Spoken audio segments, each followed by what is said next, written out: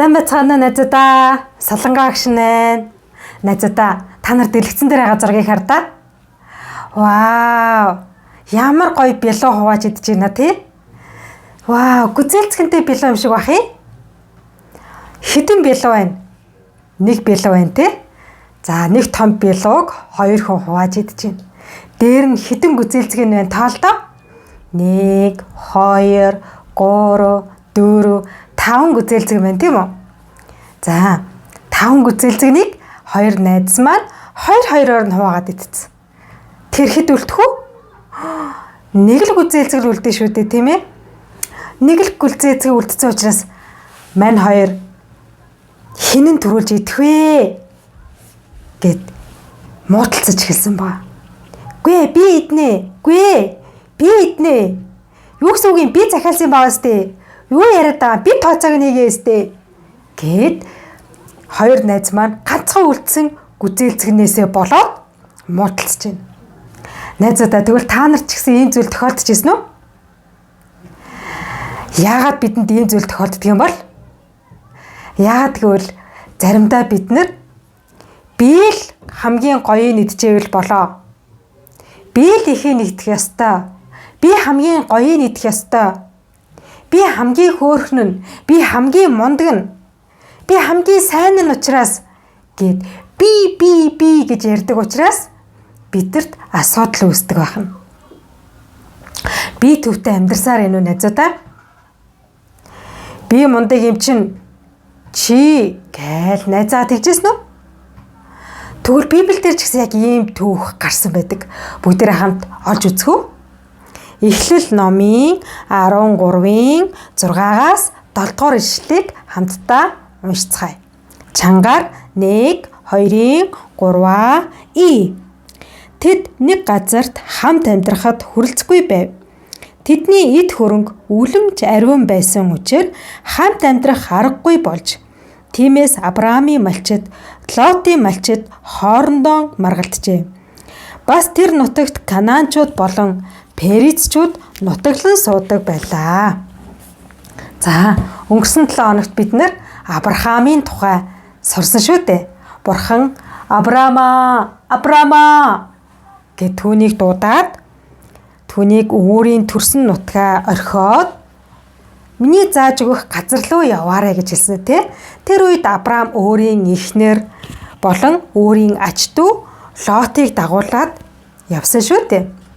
За, ингээд тэд нар Бурханы зааж өгсөн газар руу явсан. За, тэгээд тэндээ нэг газар олоод хэсэг сууршиж байсан. За, Авраамч тэр, Лотч тэр маш их мал сүрэгтэй, тийм ээ? Хонь, үхэр, яман маш олон сүрэгтэй байсан учраас тэд нар яасан бах нь? Маш олон шивгчдийгээ хүртэл дагуулад явсан байгаа. За, ингээд Лотын шивгчд, тийм ээ? Лотын хөлсний малчид гэсэн үг. За, ингээд Авраамийн шивгчд, тийм ээ? Зарцнаар. За, ингээд тэд нар эцдийнхээ хонь малыг хариулахаар болсон байгаа. Үнэхээр их хоньтой, үнэхээр их мал сүрэгтэй байсан учраас тэд нар бүр багталцахгүй байсан гэж боддоо. За, ингээд Авраамийн малчид хоноо хариулаад явжсэн байгаа. За, ямар сайхан нутаг вэ?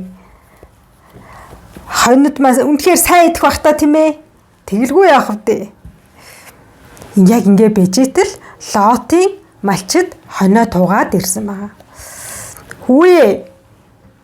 Бид нар бас ирсэн шүү дээ. Та нар жоохон өөр газар руу яваач. Юу яриад байгаа юм бэ? Бид нар төрүүлж ирсэн шүү дээ. Бид нар төрүүлж ирсэн юм чинь бид нар л энэ газарт байна шүү дээ. Яалаа гэжтэй. Хичнээн бид нар сүулт ирсэн ч гэсэн байгаагаа хуваах хэрэгтэй штэ. Гүй тийм байхгүй. Бид нар чинь Авраамийн зарцнаар. Та нар бол түүний дүү Лотын зарцнаар өстэй. Тиймээс ах нь илүү давуу ээж таар штэ. Та нар яваа. Та нар өөр газар очиж хариул. Юу гэсэн үг юм бэ чи одоо? Бид нар чи ах дүүс эзтэй. Ах дүүсийн малыг хариулж иж яахаараа би чи манай танаа олоо явчихдаг үлээ. Тэгээд жамар энэ өвснүүдийг та нар худалдаж авчаа юу? Ингээд Авраамийн малчид болон Лотын малчид хоорондоо маргалдаж эхэлсэн байгаа. Энэ маргаан 1-2 өдрөөч зогссонгүй. Маш олон өдөр энэ маргаан давтагдсан байгаа. За нэгэн өдөр Лотын малчид Авраамийн малчдыг бодвол нэг цагаар төрүүлж ирсэн байгаа. Хүй тэнд гол байна.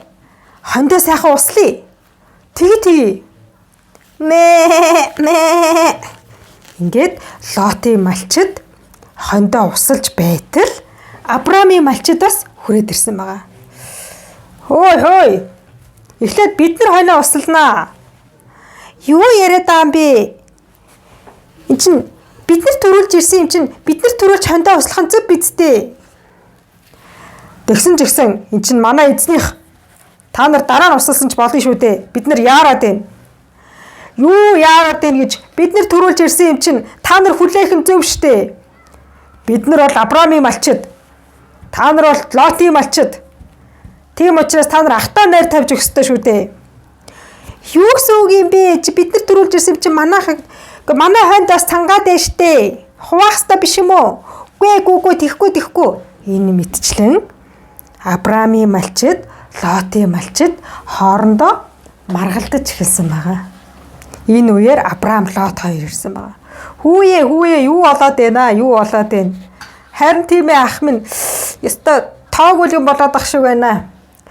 За та нар одоо ч гэсэн маргалцсаар л байна уу? Ямар хэцүү юм бэ? Бурхан минь яах ёстой юм болоо?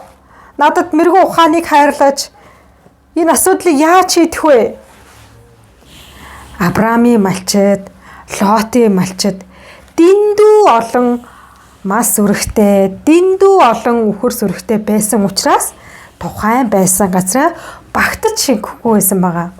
Тийм учраас Бурхан Авраамыг дуудаад түүнд маш мэрэгэн ухааныг өгсөн байгаа. Авраам Бурханы зааж өгсөн мэрэгэн ухааны дагуу дүү Лотыгоо дуудсан байгаа. Ах минь, та дуудсан уу? За, Бурхан болвол биднийг эвтэй найрамдалтай амьдраасай гэж хүсдэг Бурхан. Бид хоорондоо маргалдаж болохгүй. Яагаад гэвэл бид чинь ахын дүүс шүү дээ. Тийм ээ ахаа би ч уг нь мэдчил байгаа юм л да. Харин манай энэ зарцнаар усаа булаацалтаа яг хонь мал жоохон багтаж шингэхгүй нэг тиймэрхүү байгаа л да ахаа. За, бид нар энэ маягаараа удаан байх юм бол дайснууд ч болж магадгүй. Тийм учраас хоёулаа нэгэн зүйлийг тохиръя. За тэгээ ах минь юу ч хэлсэн би дагнаа. Бид нар нэгэнт энэ газар нутагт багтаж шингэхгүй байгаа учраас бүгдээрээ тус тустай амьдрий. Тус тустай. За тэгэхээр яан гэсэн үг би танаас холтно гэсэн үг үү? Тийм ээ. Хоёулаа тус тустай амьдрахгүй бол ерөөсөө багтахгүй. Малчид ч тэр, хонь сүрэгч тэр, үхэр сүрэгч тэр бүгд багтахгүй. Тийм учраас хоёулаа тус тустай амьдрий. Тэгтээ яах вэ? Би чамд сонголт хийх эрхийг төрүүлж өгье. Надад сонголт хийх эрхийг төрүүлж өгнө гэнэ. Аха та ч нүг нь ах нь эзтэй. Тэгээд та төрүүлж сонгох юм биш юм уу? Зүгээр дээ дүү минь. Би чамд эхлээд сонгох эрхийг өгье. Чи баруун тийш явна гэвэл би зүүн тийшээ явъя. Харин чи зүүн тийшээ явна гэвэл би баруун тийшээ явъя. Чи төрүүлээ сонго. За аха үнэхээр их баярлаж байна. Нэрээ би төрүүлээ сонгочих юм уу? Тийм ээ. Чи төрүүлээ сонго. За чи би дгүү сайн хараадах юм. Тэр зүг чи ямар гоё юм бэ? Хонь мал бэлчгэд үнэхээр таатай газар байна. Ямар сайхан өвстэй юм бэ? Ямар тунгалаг устай юм бэ? Ер нь тийшээ явъя. За нөгөө тийш хараадах та. Хүүшээ бараг өвсгээд байгаа юм байх юм уу? Бараг л цөл байж тээ.